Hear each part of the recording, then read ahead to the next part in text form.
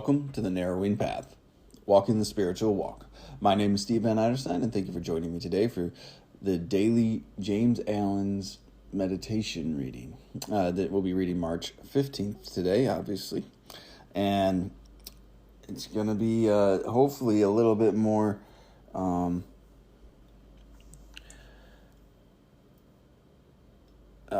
elaboration on doing the work. I'm hoping, I guess, on the whole process of the thing. I've really enjoyed how this whole month has progressed so far. So I'm interested to see where it's going. This will be fresh to you and fresh to me, by the way, as this will be the first time I read it on the air on this podcast. So you'll get my genuine response, reactions, observations, and what I relate to about the reading. So I'm looking forward to it. So here we go. March 15th reading of James Allen's Daily Meditations.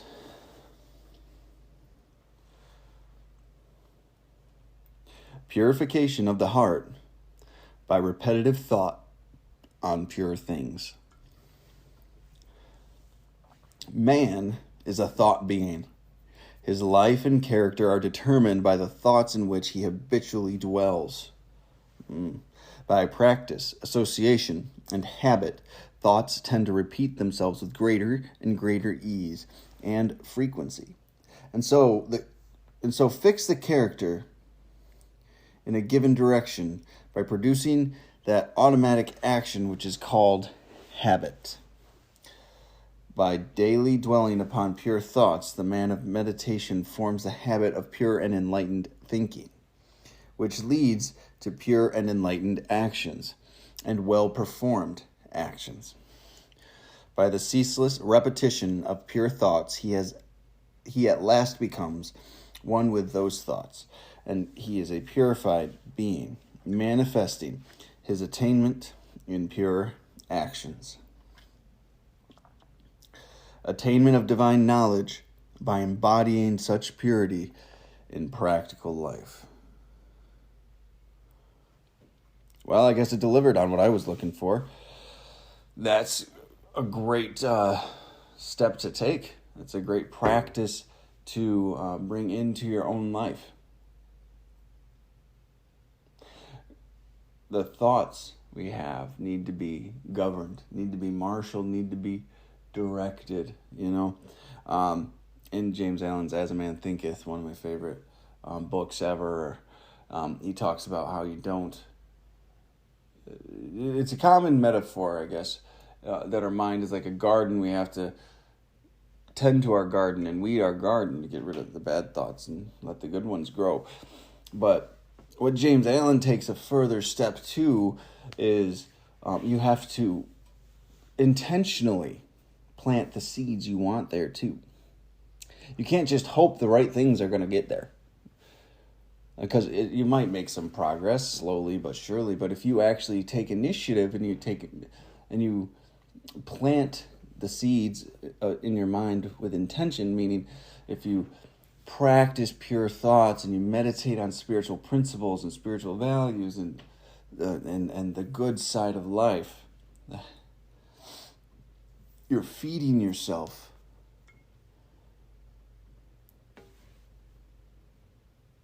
a different way to think. You're training yourself a different way to think. Reading relatively recently, I think within the last 2 weeks, I was talking about repetition and how quickly or how important it is to make the effort to consistently and repeatedly change your thoughts. It's not a one and done situation. This is something that we must practice. This is something we must continue to integrate into ourselves. And I believe that. I believe that's very, very true. So here we go. I'll get back to the reading. It opens with purification of the heart by repetitive thought on pure things. I mean, that's the entire summation of this reading today. When you think about love, you think about joy, you think about forgiveness, humility, courage, service, hope, faith. When you think of these things, you're putting the spiritual perspective into your own mind. You're putting the spiritual energy into your mind. You're putting your energy into the spiritual walk of life. So it ingrains itself into your mind and your heart. It brings it down into your heart eventually and into your intention, right? Because our thoughts are birthed from our intentions, and then our actions come from our thoughts. So, when we repeatedly, consciously, and purposefully change the thoughts that we are having, it allows us to change our hearts. So the purification of the heart happens by repetitive thought on pure things. Joy, happiness, all those qualities that we want to have in our lives. You know. The main body of this reading starts out with, man is a thought being. Well, that's the honest truth. I didn't realize that. I didn't realize our entire personality originates in the mind. As obvious as that might seem to me now, I didn't know that. I didn't quite understand that perspective. You're a thought being. And his life and career are determined by the thoughts. His life and his character are determined by the thoughts in which he habitually dwells.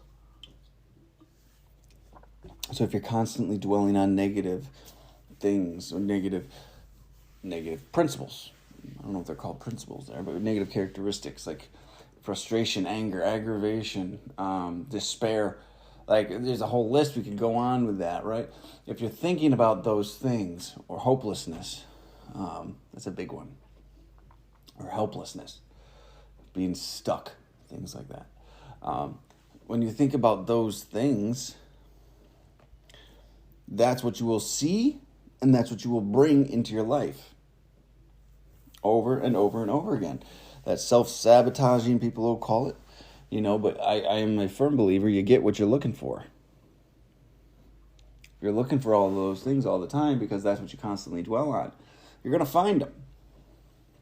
So, man is a thought being. His life and character are determined by the thoughts in which he habitually dwells. Now, to create these habits is this repetition, is this repetitive action of purposefully and intentionally thinking of spiritual thoughts, on pure thoughts, pure things, character attributes. By practice, association, and habit, thoughts tend to repeat themselves with greater and greater ease and frequency. And so to fix the character in a given direction by producing and that automatic action, which is called habit. So we have to establish new habits, and that's new habits of thinking, new patterns of thinking. Because when our thinking will change, the actions change. Right? That's a pretty powerful thing to understand. It puts the control in our hands, which is hopeful, right? By practice, association, and habit, thought tends to repeat themselves, which I believe is true. The thing is, if you're anything like me, I've been letting the same recording run over and over and over for years. So my mind has deep trenches of thought, deep ways of habits ingrained in my mind. And I can change that. That's the amazing thing. It is true. You can change the way you think. I have. In regard to many, many, many things that I never thought was possible. So we need to establish new habits of thought and action. And when we can start to do that, our heart becomes purified, becomes loving. Everything comes from a loving place instead of a fear-based place. By daily dwelling upon pure thoughts, the man of meditation forms the habit of pure and enlightened thinking, which leads to pure and enlightened actions and well-performed actions. And I think it's interesting you wrote well-performed actions here, actually, after reading this again, because it's associated, right? Because when we're doing something out of fear, when we're doing something that we don't want to do, that we despise, that we think is a waste of time, or whatever negative association that you have with it, you will not do a good job. You will not do it well. You will not take pride in your work, right? Whatever that work is. I don't care what it is. By daily dwelling on pure thoughts, the man of meditation, so we're thinking of meditation, of which is deep contemplation of these principles and values and these good and spiritual things, forms the habit of pure and enlightened thinking. So when we put the intention in, there's actions to take here. Intentional actions to take to shift your mind's perspective. And it can, sometimes the hole we're digging out of is quite deep. So it isn't necessarily an easy task to do. Is it simple? Yes. Easy? Not necessarily. Those are two quite different things. You have to be vigilant, intentional, disciplined. You have to attack these things like it's life or death, right? If you want to change them. And that effort you put in will lead to pure and enlightened actions. Or pure and enlightened thinking first, which then leads to pure and enlightened actions and well-performed actions. Because we'll be doing it out of love, we'll be doing it out of positive thinking, positive values, maybe gratitude for having a job, maybe appreciation to be able to get a paycheck instead of entitlement or fear or despair, right? We can shift all of this around, thank goodness. By the ceaseless repetition of pure thoughts, he at last becomes one with those thoughts and is a purified being, manifesting his attainment in pure actions. Eventually, those ways of thinking just become the ways you think. The effort will be gone, and you'll see the positive aspects of people. You'll practice the compassion and empathy for another human being that might not be in the same place you are, that's having a rough time of something, a rough day about something, right? So they will just become your natural way of being. You'll find a lot of peace there, first and foremost, but it will show in your actions, manifesting his attainment of a pure heart and pure thoughts in pure actions.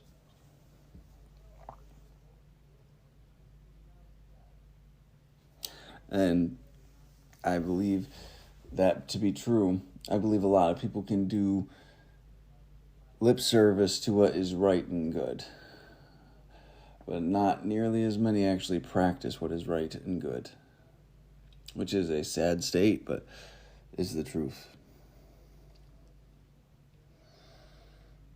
But it's saying here, your spiritual purity, your purification will be evident by your actions, which I agree with. He ends the reading today with attainment of divine knowledge by embodying such purity in practical life. So as soon as you apply these principles and you start to have these natural changed thoughts, suddenly divine knowledge will become available to you. You'll learn things, understand things, and realize things you never knew were possible or didn't even know were intended to be understood or different than how you thought they could be, right? So the attainment of divine knowledge by embodying such purity in practical life. When you live this pure way of life, when you purify your thoughts and your actions and your heart,